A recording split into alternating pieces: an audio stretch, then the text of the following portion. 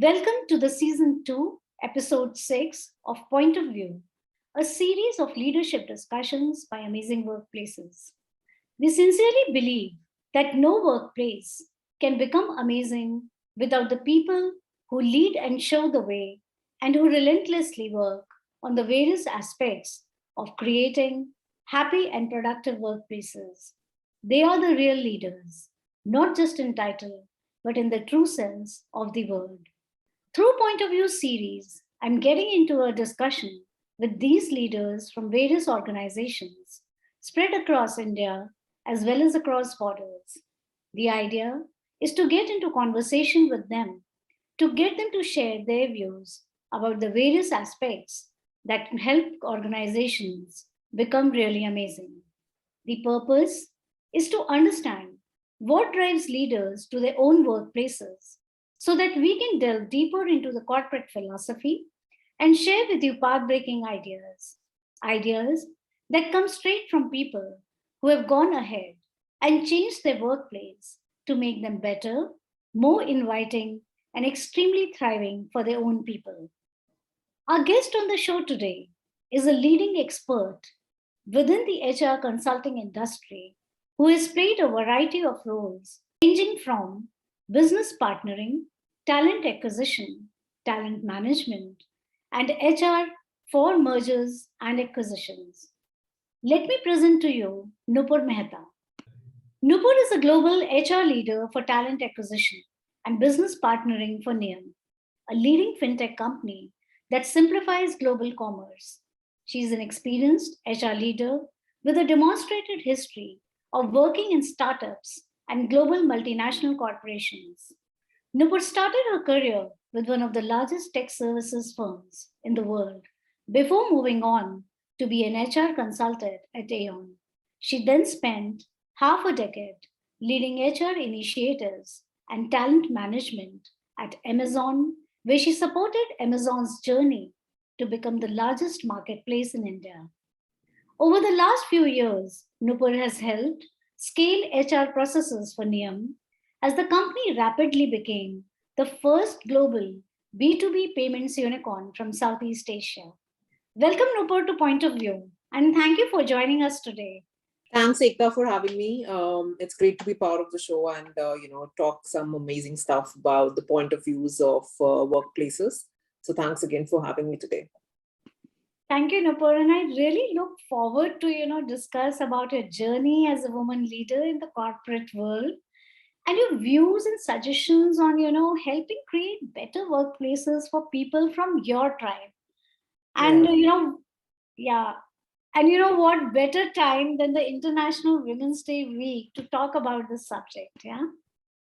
So, Nupur, like I mentioned, it's the International Women's Day week when we are having this discussion. So, I want to know from you, are you happy and satisfied with the progress that women have made in the corporate and business world? And why not? It's a great question, Ekta. I think I joined the workplace in an era where, diversity or gender equality was just limited to providing Zumba classes to women or parking spaces to women, where there was still a lot of justification required to create a business case for why women in workforce is important. Inclusion was not understood by anyone.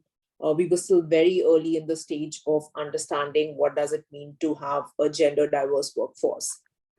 So do I feel happy about the progress we've made? Yes, absolutely. I think we made a lot of headway, a lot of meaningful headway. There's a lot of positive increase in representation of women that I see. Diversity is not just a tick in the box, but it's actually a strategic priority for the leadership. It's a strategic priority for the CEO today. A lot of examples of women who've actually broken the glass ceiling, which was few and limited years before.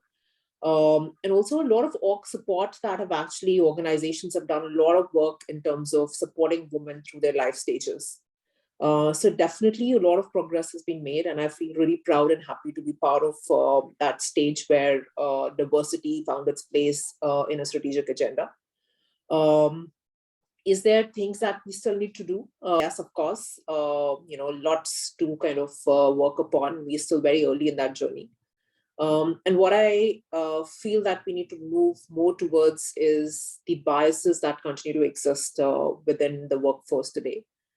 Some of them have been, biases through, this whole generation that's grown up in a very male-dominated society. So we are still part of the workforce, and therefore this whole generation will possibly have some biases which are difficult to break.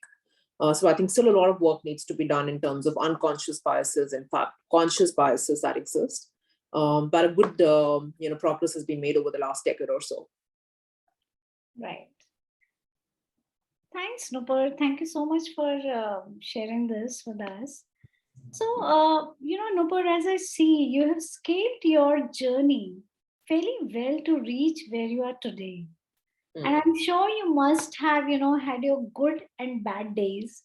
So, being a woman yourself, what are some of the things that have helped you grow in your career, as well as some of the things that have stopped you from moving forward from time to time? Yes, as I reflect upon my journey, of course, there have been a lot of things that, brought me here, but there are a few things that have also pulled me back. And as women, many of us experience this. One thing that I've always believed, which is important, is, competence and commitment. So I think in my journey, I've always built experiences that adds competence to my, my profile. I've always taken risk, which kind of, with different roles through my experiences. I've tried to upskill myself. I've tried to kind of work through many of those critical life stages of experiences that kind of work through with positive career choices towards the end. So I think some of those things as to how I've built my competence have been, positive for my experience. I also believe that commitment is extremely important. And I've made, myself, I've actually settled with myself in terms of experiences in the years where, career is going to take precedence, whereas there are some years where maybe family is going to take precedence. So I always believe that, through competence and commitment, it's a level playing field for women and men. But there are a few things to your second part of the question that wasn't enough. And I think that's where the third thing comes into the picture, which, a lot of times have pulled me and many women behind, is undermining the the connectedness, or undermining the power of network and connectedness in the workforce. I think few things, if I could reflect back and do differently, is how I would have actually understood when to ask for help, how to ask for help, how to build better networks, how to think about not just getting the job done, but about how to build a career. I remember an example where me and one of my male colleagues started around the same time. And I spent my first few months trying to kind of, just get on the job, do things well, and kind of get, recognized for what I've been doing. Whereas my male colleagues spent the first few months understanding where are the power centers, understanding where does decision making happen, who are the ones they need to ally to kind of be more successful. So that's how men and women think differently. I think the power of connectedness is where women often underestimate, their growth journey in terms of what will make them successful in the long run. Right.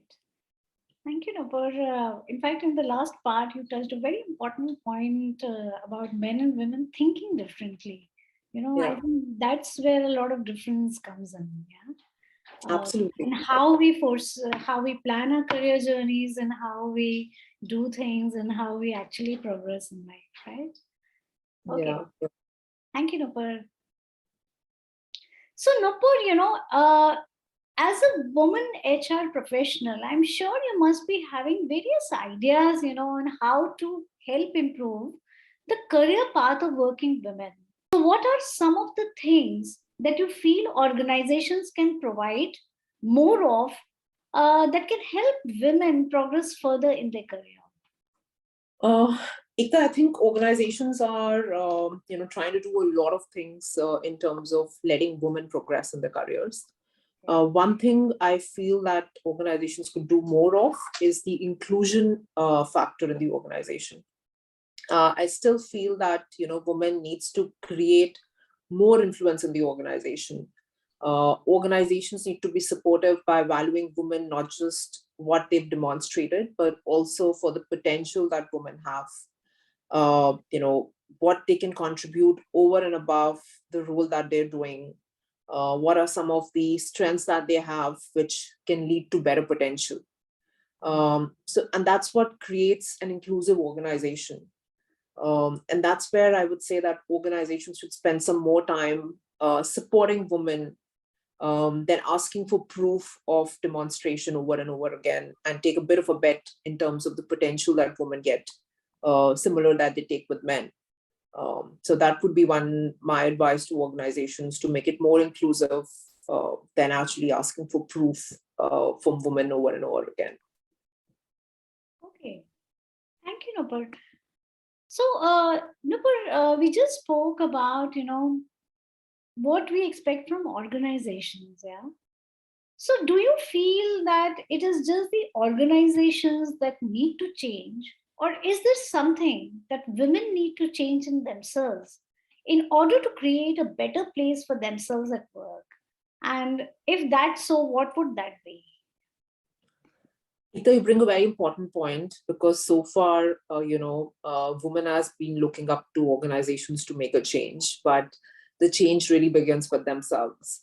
And I do feel that a lot of us have ambition gap, where we feel that, ambition is a bad thing, or, not necessarily the most important priority of life. We feel that we should have a good balance, which makes us prioritize multiple things at the same time, and sometimes offset the ambition that we have towards our careers. Um, so women need to really create a plan in terms of filling that ambition gap. They need to ensure that they have the right allies in place that kind of get them to their ambitions. They need to be comfortable by not having to please everybody in the organization, and the innate desire of being in the good books, or being in great relationships with everybody at work. Um, Lastly, I think we also have this innate desire of doing things ourselves. We need to change our mindsets of, as we progress towards careers, to be more of an orchestrator than actually having to do things ourselves. So those are a few things that we need to make on our own mindsets. And I've often seen that women also go for less demanding careers in order to balance out things in life, and because of this ambition gap.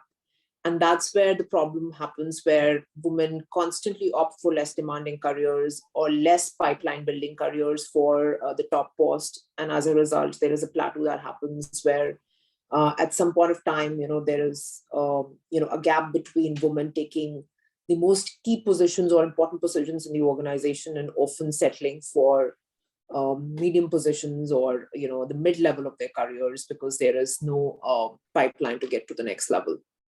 So that's something that women needs to make in their own career choices, in their own mindsets, as well as their own ambitions. Coming from you, this is a brilliant piece of advice. Yeah. Yes, thank you.